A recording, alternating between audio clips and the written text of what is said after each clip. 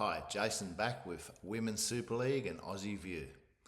Just going to take a look at last weekend's Women's Super League matches, and first up was Wigan versus Leigh Leopards, and Wigan took that out 68 points to 4. I don't think the scoreline did Leigh Leopards' effort justice, but we'll get to that in a sec. First of all, we're going to focus on Wigan, who after the Challenge Cup final celebrations, we thought they might have come out a bit slow in this game, but they were unbelievable to start off with. They were really powerful and strong and fast, and that was led by Megan Williams and Lucy Sams, who just tore holes in the defence early on. And later on, second rower Keris Jones, who was eventually named man of the match, she scored 3 tries. And I just want to shout out to Alara Llewellyn-Sharrock, who made her debut, scored a great try, and she really looks like one for the future. Another debut was from Katie Palmer, who also played really well on her debut. For the Leigh Leopards, they look like they're a really well-coached side. Their halves guided them around. They played with shape, and their forwards took it up pretty strong. You know, Lucy Johnson and Eleanor Dainty, they played really strong. And the player who caught my eye, though, was a back rower, Libby Wall. I know she come through Wigan's academy system.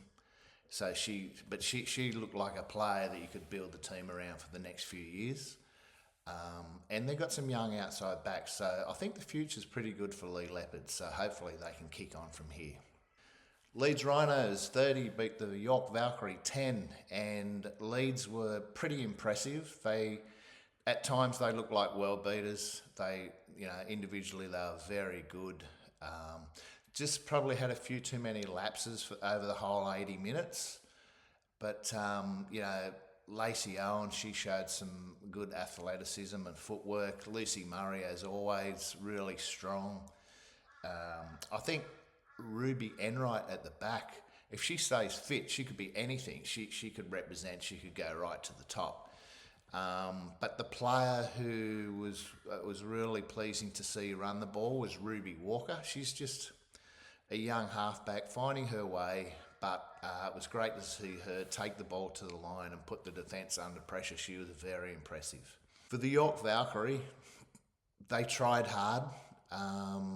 They're just not clicking at the moment. I thought the effort was there. I thought Tamsin Renouf tried really hard, picked up a try. Said Rahari also picked up a good individual solo try.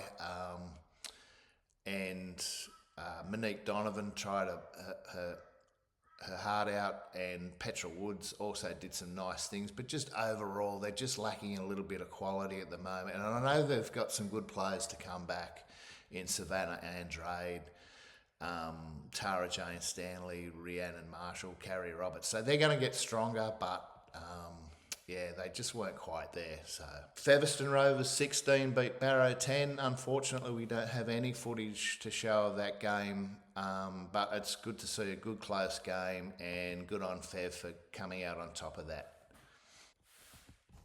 Now on to the game of the round, and probably the game of the year so far. St Helens 28 beat the Huddersfield Giants 20, and it came right down to the last couple of minutes. And how good is it to see good, close, competitive game between these two sides. But for the Giants, they've got some... In the past, they've only had like a couple of threats in attack, but now that's all changed. I thought Maddie Hutchinson was really strong in the second row, and she capped that off with a nice try early on. She's not the biggest second rower, but gee, she goes hard. Molly Iserton is developing into one of the best wingers in the game, and she was absolutely fantastic, as was 2 young academy products, and that's Tegan Sant. I've known about Tegan Sant for a little while. She's such a skillful player, and I'd like to see her get a good run in the side now. Her and Abby Lou were fantastic for the Giants. You'll see a bit of skill from Tegan Sant where she collected a high kick, and once she regathered the ball, once she got the ball, she put in another kick to the wing for Molly Iserton to score. And that, for one so young, that is just magnificent vision from Tegan Sant. Definitely one to watch for the future. You'll also see a bit of skill from second row Amy Bennett with her offload for Amelia Brown's try. That's just absolute class footy, and we should be shouting about this from the rooftops. Lauren Exley and Erin McDonald went head-to-head throughout the entire game, and two young props absolutely going at each other. It was so good to see. Danny McGifford was good with her couple of her tries again, but Rachel Woozy was outstanding, as was Faye Gaskin, and I couldn't separate them, so my Super League Player of the Week is jointly held by Rachel Woozy and Faye Gaskin. I just couldn't separate them. Academy Player of the Week this week is a player who played in a badly beaten side.